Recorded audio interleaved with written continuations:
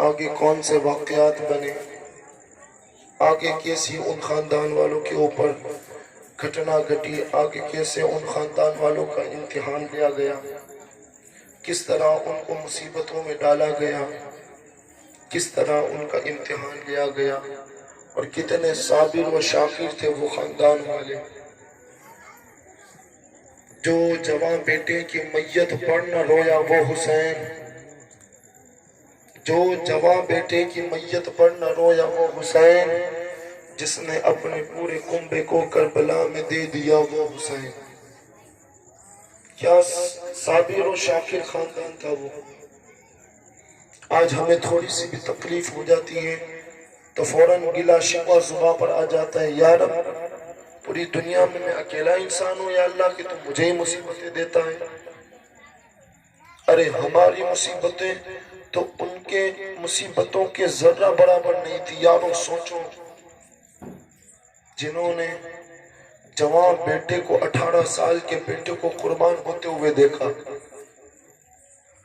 19 سال اپنے بھائی کے بیٹے کو قربان ہوتے ہوئے دیکھا، اس سے بڑھ کر بات کہ اپنے 6 ماہ کے بچے کو اپنے ہاتھ میں قربان ہوتے دیکھا۔ کیا ثابت تھا وہ خاندان، کیا شکر کرنے والا تھا وہ خاندان۔ دنیا میں ان کی مثال پیدا نہیں ہو سکتی، نہ ان کی مثال بن سکتی ہے، نہ ان کی مثل کوئی بن سکتا ہے۔ یہ ایسا خاندان ہے، اللہ نے اس خاندان کو بڑا مرتبہ عطا فرمایا، بڑی شان و شوکت عطا فرمائی۔ جتنی شان و شوکت عطا فرمائی اس کا عوض میں اللہ نے ان سے اتنے ہی امتحانات لیے، اتنی ہی آزمائش میں ڈالے ان لوگوں کو۔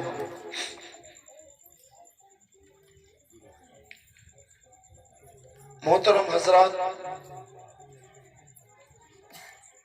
آئیے اس سفر کو شروع کرنے سے قبل ایک دو روایتیں میرے ذہن میں اس کو پڑھتا چلوں، اس کے بعد ہم اس سفر کو شروع کرتے ہیں۔ وہ داستان جو کربلا کے میدان میں قائم ہوئی، وہ داستان جو کربلا کے میدان میں رچائی گئی، وہ داستان جس کو خون کے قلم سے لکھا گیا، قیامت تک آنے والی نسل اس داستان کو یاد کرتی رہی۔ یہ داستان ایسی داستان ہے، یہ داستان ایسی داستان ہے۔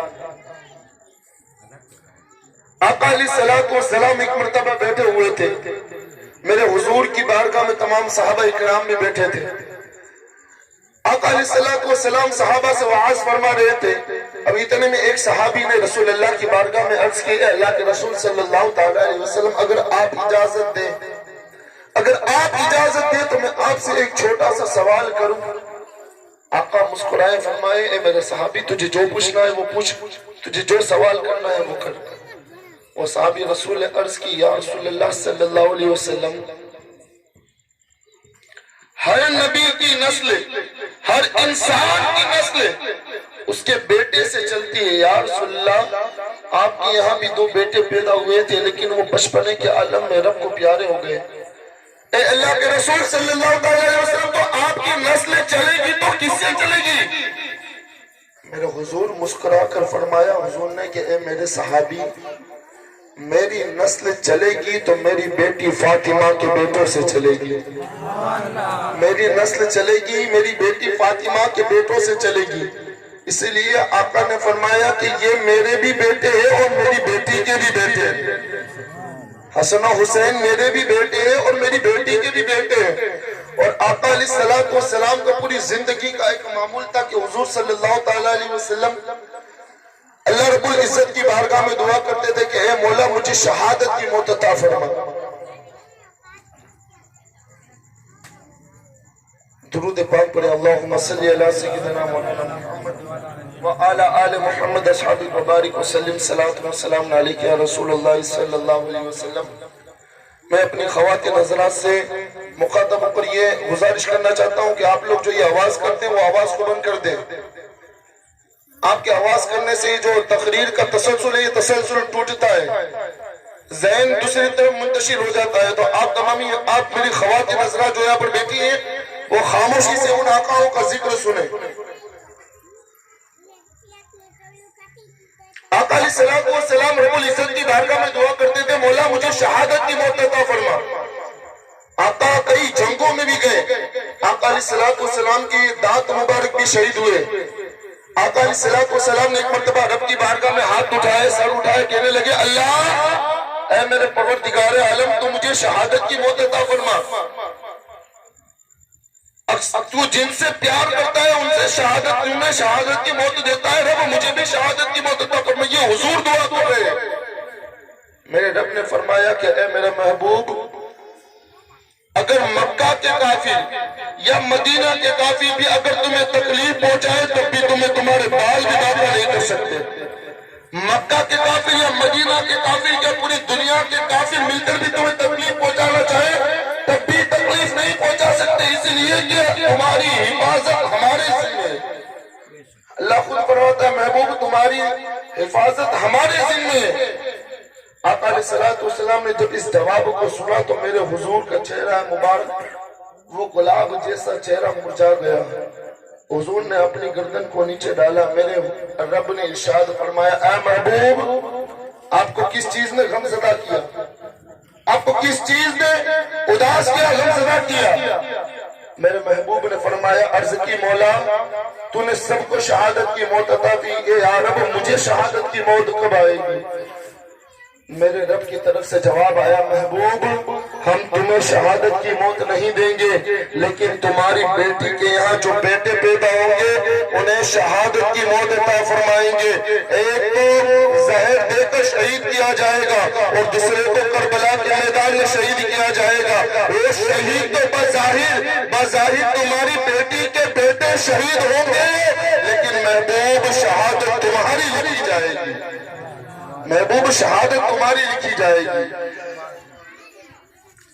یہ اس بات سے ہمیں یہ بھی پتا چلتا ہے کہ امام علی مقام, امام عرش مقام, امام حسین رضی اللہ تعالیٰ عنہ کا کیا مقام تھا میرے رب کی بارگاہ میں.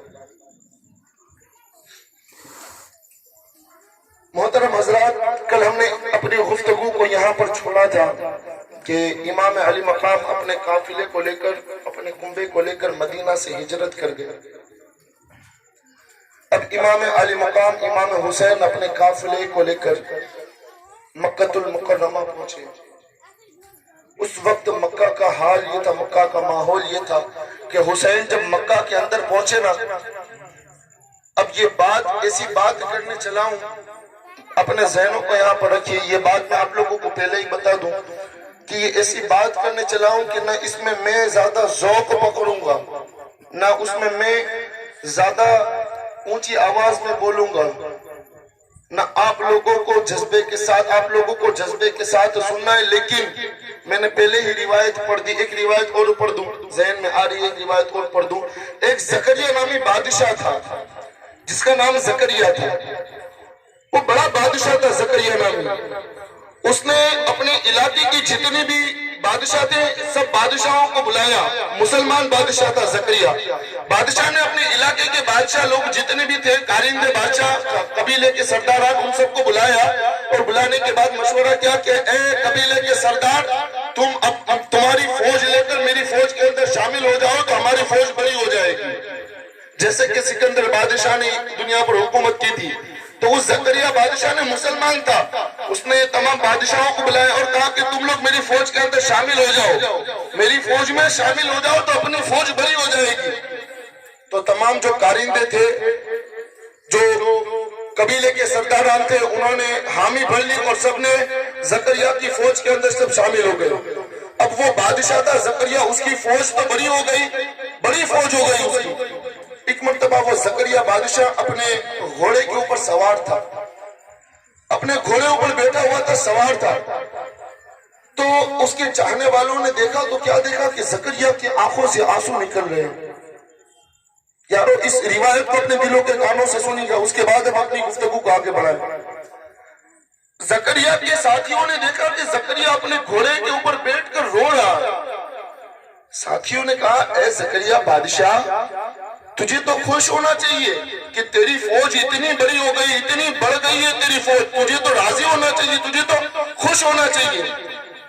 زکریا نے اپنے ساتھیوں سے جواب دیا زکریا نے ساتھیوں کو کہ اے میرے ساتھیوں، آج مجھے غم ہو رہا ہے، آج مجھے فکر ہو رہی ہے، مجھے غم ہو رہا ہے۔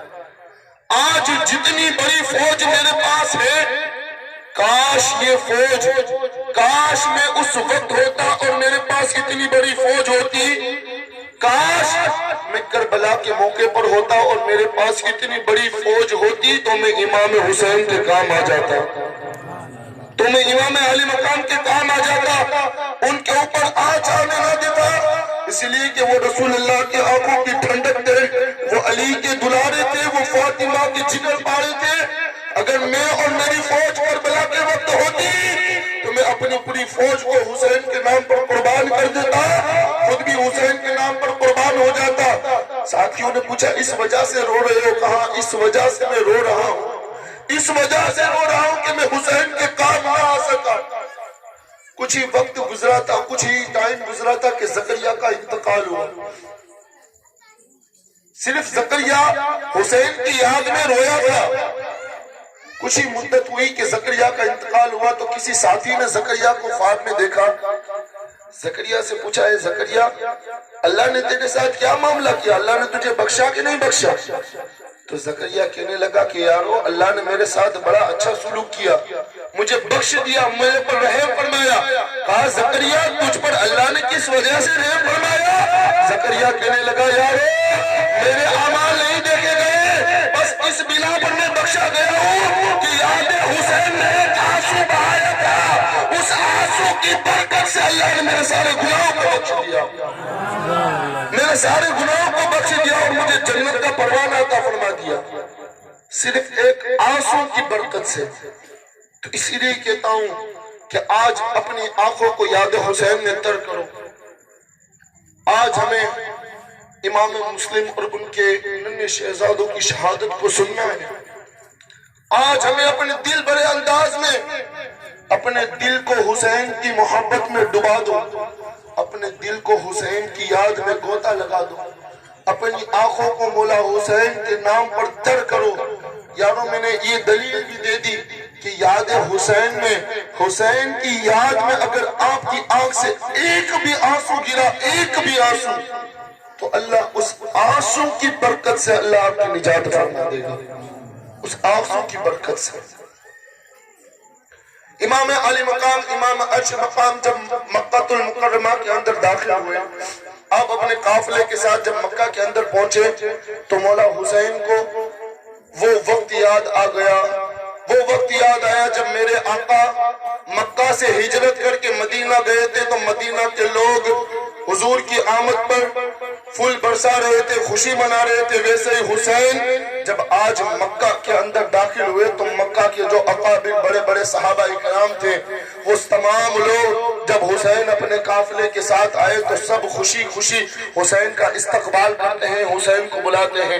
امام علی مقام، امام حسین، امام عرش مقام، امام علی مقام مکہ المکرمہ کے اندر زیادہ طویل نہ کرتے ہوئے، وقت کی گنجائش بھی نہیں ہے اس لیے زیادہ طویل نہیں کروں گا، جو بات ہے اسی بات کے اوپر ہم چلتے ہیں کہ امام علی مقام جب مکہ المکرمہ کے اندر داخل ہو گئے تو امام علی مقام مکہ کے اندر ٹھہرے اپنے پورے قافلے کے ساتھ۔ جب مدینہ سے مولا حسین اپنے قافلے کو لے کر چلے تھے، اپنے ذہنوں کو یہاں پر رکھیے گا اور اپنی آنکھوں کو کھلی رکھیے گا، اس لیے کہ سونے کا ٹائم تو آپ کا اپنے گھر پر بھی ملتا ہے، یہاں پر آتے ہو تو مولا حسین کا ذکر سنو، ہاں مولا حسین کا ذکر سننے کے لیے آتے ہو نہ۔ ہم سنی صحیح العقیدہ لوگ ہیں، ہم اپنے دل کے اندر مولا حسین کی محبت رکھتے ہیں، مولا حسین کی اولاد کی محبت رکھتے ہیں، حسین کے بابا کی محبت رکھتے ہیں، حسین کی اماں کی محبت رکھتے ہیں، حسین کے نانا کی محبت رکھتے ہیں۔ ہم آقاؤں کی محبت لے کر آتے ہیں، یہاں پر سونے کے لیے نہیں آتے، نہ ہم نیاز کے لیے آتے، ہم یہاں پر آتے ہیں تو صرف اور صرف حسین کی محبت میں آتے ہیں۔ اس جملے کے اوپر تو تڑپ جانا چاہیے تھا، لگتا ہے کہ تھکان کے طور پر آپ لوگ آئے ہو، کسی نے بلایا ہاتھ پکڑ کر کھینچا ہے آپ کو؟ بتاؤ کھینچا ہے آپ کو؟ نہیں، کسی نے نہیں کھینچا، سب لوگ الحمدللہ حسین کی محبت میں آ کر بیٹھے۔ ہاں یارو بیٹھو نا, کوئی کھینچ کر نہیں لاتا ہے آپ کو یہاں پر. یہ تو بی بی زہرا جب جنت البقیع سے قلم فرماتی ہے نا, وہ اپنے گھر سے نکل کر مولا حسین کی محفل میں آپ کے بیٹھتا ہے. آقا جب گنبد خضرا سے قلم فرماتے ہیں نا, وہ اپنے گھروں سے نکل کر آ کر اس پاک محفل میں بیٹھتا ہے. کوئی کھینچ کر نہیں لاتا. ہم لوگ وہ نہیں ہیں کہ لوگوں کو کھینچ کر لے آتے ہیں. ہم لوگ تو وہ ہیں جو سچے دل سے مولا حسین کی داستان سناتے ہیں, تو یقیناً سننے والے بھی حسین کی محبت میں آ کر سنتے ہیں. سبحان اللہ. ہاں سبحان اللہ. ایک مرتبہ درود پاک پڑھیں. اللہم صلی علی سیدنا مولانا محمد صاحب بارک وسلم. صلاۃ و سلام علیک یا رسول اللہ. جب امام علی مقام مکہ المکرمہ کے اندر پہنچے آپ اپنے قافلے کے ساتھ, تو امام حسین جب مدینہ المکرمہ سے جب مدینہ سے نکلے تھے, تو آپ کے ساتھ تقریباً 70 یا 18 لوگ تھے آپ کے قافلے کے ساتھ. عورتیں اور بچوں کو جدا کر کے مردوں کے اندر 70-18 لوگ تھے. قریب آ جائیں, جگہ ہے تو آپ لوگ آگے آ جائیں, آگے آ جائیں, آگے آ جائیں.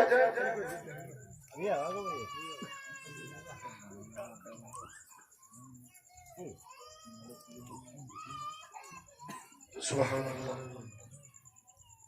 اس لیے کہ ہم لوگ سنی صحیح العقیدہ لوگ ہیں نا, ہیں ہم لوگ سنی صحیح العقیدہ لوگ ہیں. ہم لوگوں کے یہاں جگہ کی قلت ہو سکتی ہے, لیکن اس دل کے اندر محبت کی قلت کبھی نہیں ہو سکتی. سبحان اللہ. یہاں پر جگہ کی قلت ہو سکتی ہے, جگہ کم پڑ سکتی ہے, لیکن یہ جو دل ہے نا مولا حسین کی یاد میں لبریز بھرا رہتا ہے. جگہ کی قلت ہو سکتی ہے, لیکن کبھی بھی محبت کی قلت نہیں ہوتی. تو حسین جب مدینہ سے نکلے تھے نا, تو آپ کے ساتھ تقریباً 70 یا 18 فرد تھے. اب عورتوں کو جدا کر کے, بچوں کو جدا کر کے 70-18 لوگ مدینہ سے وہ نورانی قافلہ چلا تھا. مکہ المکرمہ پہنچے. حضرت عبداللہ ابن عباس, حضرت عبداللہ ابن عمر, حضرت عبداللہ ابن زبیر, یہ تمامی صحابہ اکرام پہلے سے پہنچ چکے تھے مکہ المکرمہ. ایام حج چل رہے تھے. لوگ در جوک لوگ مکہ المکرمہ حج کے لیے آ رہے تھے. اب حسین سے یہ حضرت عبداللہ ابن زبیر نے کہا کہ حسین اب تمہیں یہاں سے کہیں نہیں جانا ہے, اب تمہیں مکہ المکرمہ کے اندر ہی رہنا ہے. حسین نے بھی کہا کہ اب مجھے یہاں سے کہیں ہجرت نہیں کرنی ہے, اب مجھے مکہ کے اندر ہی رہنا ہے, مکہ کے اندر ہی زندگی کو گزار دینا ہے. حسین مکہ المکرمہ کے اندر اپنے گھر والوں کے ساتھ رہنے لگے. اب لوگوں کے اندر یہ بات بھی پھیل گئی کہ حسین نے لوگوں سے بیعت لینے کے اوپر بھی انکار کیا ہے, اور یزید کے ہاتھ پر بیعت دینے سے بھی انکار کیا ہے. حسین اپنے کنبے والے کو لے کر مکہ المکرمہ کے اندر رہتے ہیں. جب امام علی مقام جب مکہ کے اندر رہنے لگے, تو یہ بات پھیل گئی کہ امام علی مقام نے یزید کے ہاتھ پر ہاتھ دینے سے, بیعت کرنے سے منع فرما دیا. یہ بات کوفہ والوں تک پہنچی, کوفیوں تک یہ بات پہنچی کہ حسین نے یزید کے ہاتھ پر ہاتھ دینے سے منع کیا ہے. جب کوفہ والوں تک یہ بات پہنچی, تو کوفہ کے اندر ایک میٹنگ بلائی گئی. چند جو کوفہ کے اندر کوفہ کے اندر بھی صحابہ کرام تھے, بڑے بڑے اکابر وہاں کے قبیلے کے سرداران تھے, انہوں نے ایک میٹنگ بلائی. اس کا مفہوم یہ تھا کہ حضرت امیر معاویہ کا انتقال ہو گیا ہے, اور یزید جو ہے وہ تخت پر آ کر بیٹھا. یزید پلید ناپاک, ہر برائی یزید کے اندر تھی, اور علل اعلان وہ برائیاں کرتا تھا. تو کوفہ کے اندر جو میٹنگ ہوئی, ان میں بات یہ ہوئی کہ یزید تخت پر آ کر بیٹھا ہے, اور وہ قرآن اور سنت کے خلاف اپنی بادشاہت کو چلا رہا ہے. اور میٹنگ کے اندر یہ بات ہوئی کہ ہم نے سنا ہے کہ امام علی مقام امام حسین نے یزید کے ہاتھ پر ہاتھ دینے سے منع کر دیا, بیعت کرنے سے. تو امام علی مقام کو ہم کوفہ بلاتے ہیں, اور کوفہ بلانے کے بعد امام حسین کے ہاتھ پر ہاتھ دے کر بیعت کر لیں گے قرآن اور سنت کے طور پر. ہم لوگ یزید کے ہاتھ پر ہاتھ نہیں دیں گے, بیعت نہیں کریں گے. یہ ان لوگوں کی بات چیت ہوئی کوفہ کے اندر. اب امام علی مقام مکہ المکرمہ کے اندر ہے. اب کوفیوں نے خط لکھنا شروع کیا. ایک روایت میں آتا ہے کہ 18 خط, ایک روایت میں آتا ہے کہ 1800 خط, اور ایک روایت میں آتا ہے کہ 18,000 خط کوفیوں نے بھیجے، کوفیوں نے، اور یہ بھی زیادہ دن کے نہیں، 1-2 ہفتے کے اندر اتنے سارے خط بھیج دیے۔ جب امام علی مقام کے پاس اتنے سارے خط آنے لگے تو امام حسین خط کو دیکھتے اور رکھ دیتے۔ اب آخر میں ہوا یہ کہ ان لوگوں نے ایک آخری خط لکھا، اس آخری خط کا مفہوم یہ تھا، اس خط میں لکھا تھا، جب وہ خط امام علی مقام کے ہاتھ میں آیا، امام حسین کے ہاتھ میں آیا، تو امام حسین نے اس خط کو پڑھا تو خط کے اندر یوں لکھا تھا کہ اے حسین ابن علی، کوفیوں نے یہ خط لکھا تھا کہ حسین ابن علی، ہم آپ کو کوفہ بلاتے ہیں، ہم آپ کو کوفہ دعوت دیتے ہیں، اس لیے کہ آپ کے ہاتھ پر ہاتھ دے کر ہم بیعت کریں گے۔ یزید تخت پر بیٹھ گیا ہے اور ہر برائی یزید کے اندر ہے، حسین ہم آپ کو بلاتے ہیں لیکن آپ آتے نہیں ہو۔ ان لوگوں کے خط کا مفہوم یہ تھا، خط میں یہ لکھا تھا کوفیوں نے کہ حسین ہم آپ کو بلاتے ہیں اور آپ آتے نہیں ہو، تو ہم لوگ یزید کے ہاتھ میں ہاتھ دے کر بیعت کر لیں گے، کل اللہ پوچھے گا کہ اے کوفہ کے لوگوں، تم نے یزید کے ہاتھ میں بیعت کیوں کی تھی؟ تو ہم لوگ اللہ کی بارگاہ میں عرض کر دیں گے، مولا ہم تیرے نبی کے بیٹے کو بلا رہے تھے کہ حسین آئیے اور ہم آپ کے ہاتھ پر بیعت کریں، تو حسین نے اپنی جان کی وجہ سے، جان کی جانے کے خوف کی وجہ سے حسین آئے نہیں، اس لیے ہم نے یزید کے ہاتھ پر ہاتھ دے کر بیعت کر لی۔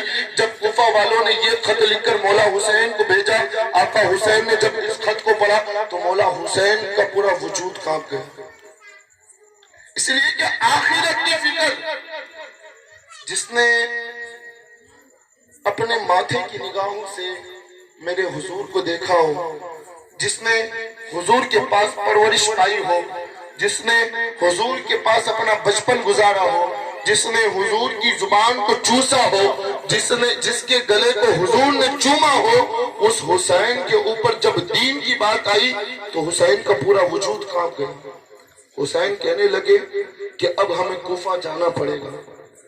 جب یہ بات عام ہوئی تو حضرت عبداللہ ابن عباس، حضرت عبداللہ ابن زبیر، تمام صحابہ اکرام مولا حسین کے پاس آئے، کہنے لگے حسین ہم نے سنا ہے کہ تم مکہ چھوڑ کر جا رہے ہو۔ آقا حسین نے فرمایا ہاں میں مکہ چھوڑ کر کوفہ کی طرف کوچ کرنے والا ہوں، کوفہ کی طرف اپنے قبیلے کو لے کر جانے والا ہوں۔ حضرت عبداللہ ابن زبیر کہتے ہیں کہ حسین تم مکہ کو چھوڑ کر نہ جاؤ، حسین تم مکہ کو چھوڑ کر نہ جاؤ، اس لیے کہ اس روئے زمین پر اس وقت حسین تم سے عظیم کوئی نہیں ہے، حسین تم سے برتر کوئی نہیں ہے، حسین تم سے بالا کوئی نہیں ہے۔ حسین اگر تم ہی ہم لوگوں کو چھوڑ کر چلے گئے تو حسین ہم لوگوں کا خیال کون کرے گا؟ حسین ہم لوگوں کو پوچھے گا کون؟ حسین ابھی تم نہ جاؤ، حسین ہم کو چھوڑ کر نہ جاؤ۔ حضرت عبداللہ ابن عباس آئے، آنے کے بعد کہنے لگے حسین، حضرت عبداللہ ابن عباس آئے اور کہنے لگے حسین میں نے سنا ہے کہ تم کوفہ کی طرف جا رہے ہو۔ حسین، مولا حسین نے کہا کہ ہاں میں نے کوفہ کی طرف جانے کا ارادہ کر لیا ہے۔ حضرت عبداللہ ابن عباس کہتے ہیں حسین تمہیں یاد نہیں ہے، حسین تمہیں یاد نہیں ہے، وہی کوفہ والے ہیں جس نے تمہارے بابا کے جنازے کے ساتھ کیا کیا تھا، وہی کوفہ والے ہیں جس نے تمہارے بابا علی کو کتنی تکلیفیں پہنچائی تھی، وہی کوفہ والے ہیں حسین جس نے تمہارے بھائی حسن کے قدموں کے نیچے سے مسلح چھین لیا تھا، وہی کوفہ والے ہیں حسین جس نے تمہارے بھائی حسن کے چہرے کے اوپر تماچے لگائے تھے، وہی کوفہ والے حسین۔ حضرت عبداللہ ابن عباس آنکھوں سے آنسو جاری ہے، روتے جاتے ہیں اور مولا حسین سے کہتے ہیں حسین نہ جاؤ، اسی لیے کہ میرا غمان یہ کہتا ہے کہ اگر تم آج یہاں سے چلے گئے نا حسین تو یہ کوفہ والے تمہارے ساتھ ہمدردی نہیں کریں گے، تمہارے ساتھ وعدہ وفا نہیں کریں گے، حسین تجھے تکلیف پہنچائے گی، حسین مت جا، حسین نہ جا، حسین ہم کو چھوڑ کر نہ جا۔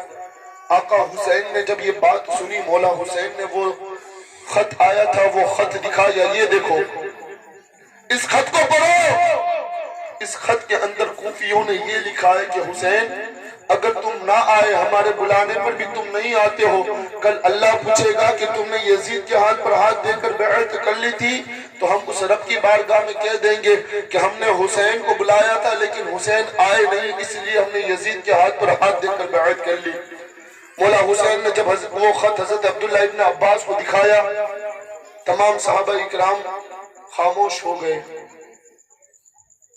حسین نے کہا، آقا حسین فرماتے ہیں کہ میں جاؤں گا، اب یہاں سے میں کچھ کروں گا۔ آقا حسین کو روکنے والوں نے روکا، بہت روکا۔ مولا حسین نے فرمایا کہ اے میرے ساتھیوں، اے رسول اللہ کے صحابہ، آپ مجھے نہ روکیں۔ اب یہاں پر جو گستاخان ہیں، جو آقا حسین کی بارگاہ میں گستاخی کرتے ہیں، وہ لوگ کہتے ہیں کہ حسین بڑے ضدی تھے، حسین بڑے ضدی تھے۔ اتنے روکنے والے آئے پھر بھی حسین نہیں رکے۔ اب ان لوگوں کو کیا پتا، وہ لوگ صرف اتنی بات بیان کرتے ہیں، آگے کا ٹکڑا بیان نہیں کرتے۔ آقا حسین کو اتنے روکنے والوں نے جب روکا تو مولا حسین نے فرمایا کہ اے میرے ساتھیوں، رسول اللہ کے صحابہ، میں نے خواب دیکھا ہے، اور خواب کے اندر حضور نے مجھے فرمایا ہے، حسین تجھے مکہ چھوڑ کر کربلا کی طرف جانا ہے، حسین تجھے مکہ چھوڑ کر کربلا کی طرف جانا ہے، تجھے یہ کام کرنا ہے۔ تو کسی پوچھنے والے نے پوچھا، حسین وہ اس خواب کا ذکر ہمیں بھی کرو، وہ خواب ہمیں بھی تو بتاؤ۔ حسین نے فرمایا کہ اے رسول اللہ کے صحابہ، اے میرے ساتھیوں، یہ وہ خواب ہے جو مجھ کو پتا ہے، اور اس خواب کو مجھے بتانے سے منع کیا گیا ہے۔ وہ خواب کو میں نے اپنے سینے کے اندر رکھا ہے، اور جب میں اس دنیا سے جاؤں گا تو اس خواب کو لے کر اس دنیا سے چلا جاؤں گا، میں یہ خواب کسی کو نہیں بتاؤں گا۔ اور دوسری بات یہ، دوسرا پہلو یہ کہ جب یزید کو پتا چلا تھا نا کہ مولا حسین مکہ المکرمہ کے اندر ہے، تو یزید نے اپنے کچھ جاسوسوں کو حاجی بنا کر، احرام پہنا کر حج کرنے کے لیے بھیج دیا تھا، اس لیے کہ یزید کو پتا تھا کہ مولا حسین نے اپنی زندگی میں حسین نے اپنی زندگی میں مدینہ سے مکہ تک تقریباً 25 مرتبہ چل کر حج کیا ہے، 25 مرتبہ چل کر حج کیا ہے مولا حسین نے۔ تو یزید کو پتا تھا کہ حسین جب پیدل چل کر مدینہ سے مکہ حج کرنے کے لیے آتے ہیں تو اب تو حسین مکہ کے اندر ہے، تو جب حسین کعبے کا طواف کرنے کے لیے آئیں گے تو اتنی ساری بھیڑ ہوگی، ہجوم ہوگا، تو میں اپنے جاسوسوں کو اس بھیڑ کے اندر بھیج دوں گا، تو وہ حسین کو اسی وقت قتل شہید کر دے، اور یا شہید نہ کرے تو بندی بنا کر میرے دربار میں لے کر آئیں۔ یہ حسین جانتے تھے، حسین یہ جانتے تھے۔ دوسری وجہ یہ تھی، اب آقا حسین نے پورا اپنا مستحکم یہ ارادہ کر لیا کہ اب ہم مکہ چھوڑ کر جائیں گے۔ وہ جب مدینہ سے آئے تھے نا تو تقریباً 17 یا 18 فرد تھے، نوجوان مرد، اور جب اب یہاں سے مکہ سے آپ نے کوفہ کی طرف بظاہر کوفہ کی طرف کا رخ کیا تھا، لیکن حسین کو خواب میں سب بتا دیا گیا تھا کہ حسین تمہیں جانا کوفہ کی طرف ہے، لیکن کربلا تیری آخری منزل ہے، حسین کربلا تیری آخری منزل ہے۔ حسین کو سب پتا تھا۔ اب وہ نورانی قافلہ تقریباً جب حسین مکہ المکرمہ کے اندر سے نکلے نا تو تقریباً 18 لوگ یہ تھے اور 60 لوگ اور ہو گئے، تو تقریباً 70 80 یا 86 کے آس پاس یہ افراد کا قافلہ چلا۔ اب مولا حسین جب مکہ المکرمہ سے باہر نکلے، یارو وہ کیفیت اپنے ذہن میں محسوس کرو، سوچو اپنے ذہن میں کہ پوری دنیا سے حاجی حج کرنے کے لیے مکہ آتے ہیں، اور وہ مکہ کا راہی مکہ کو چھوڑ کر کربلا کی طرف جاتا ہے۔ حاجی اپنے بدن پر احرام اوڑھتے ہیں، حسین کربلا کے اندر جا کر صبر کا احرام اوڑھے گا۔ حاجی مینا کے اندر اپنے جانوروں کو قربان کریں گے، حسین کربلا کے اندر اپنے شہزادوں کو قربان کریں گے۔ حاجی اپنا حج کریں گے، حسین رب کی بارگاہ میں کربلا کے اندر اپنے بیٹوں کو قربان کرے گا، وہ اپنے رب کو راضی کرے گا۔ مولا حسین جب مکہ المکرمہ سے باہر نکلے، اب بات کو ذرا غور سے سنیے گا۔ اب آتے ہیں اس پہلو کی طرف، جب حسین مکہ سے ابھی باہر ہی نکلے تھے مکہ المکرمہ سے، کہ ایک شاعر کوفہ سے آ رہا تھا، شعر کہنے والا شاعر کوفہ سے آ رہا تھا، تو آقا حسین سے رستے میں ملاقات ہوئی تو مولا حسین نے پوچھا کہ اے شاعر تو کوفہ سے آ رہا ہے؟ وہ شاعر کہنے لگا حسین ہاں میں کوفہ سے آ رہا ہوں۔ تو مولا حسین نے اس سے پوچھا کہ کوفہ کے حالات کیا ہے، وہ لوگ ہم کو بلا رہے ہیں تو وہاں کے حالات کیا ہیں؟ تو وہ شاعر نے تاریخی جملہ بولا تھا کہ حسین کوفہ والوں کے دل تو تمہارے ساتھ ہیں، سنیے گا، کوفہ والوں کے دل تو تمہارے ساتھ ہیں حسین، لیکن ان کی تلواریں ابھی بھی یزید کے ساتھ ہیں۔ ان لوگوں کے دل تو تمہارے ساتھ ہیں لیکن ان لوگوں کی تلواریں ابھی بھی یزید کے ساتھ ہیں۔ اب اس بات کو آپ لوگوں کو اتنی بات سمجھ میں آئی، اتنی بات سمجھ میں آ گئی، اب اس بات کو یہیں پر روک دیتے ہیں، اس بات کو یہیں پر روک دیتے ہیں۔ انشاءاللہ کل سے یہاں سے ہم اپنی گفتگو کو شروع کریں گے انشاءاللہ، لیکن اب آئیے اس پہلو کی طرف چلتے ہیں۔ جب آقا حسین جب مکۃ المکرمہ کے اندر تھے تو صحابہ اکرام حسین کو روکنے کے لیے آئے کہ حسین رک جاؤ مت جاؤ، حسین رک جاؤ مت جاؤ۔ اب حسین بھی بڑے ذہین انسان کا نام ہے، حسین بھی دور اندازی بڑا کرتے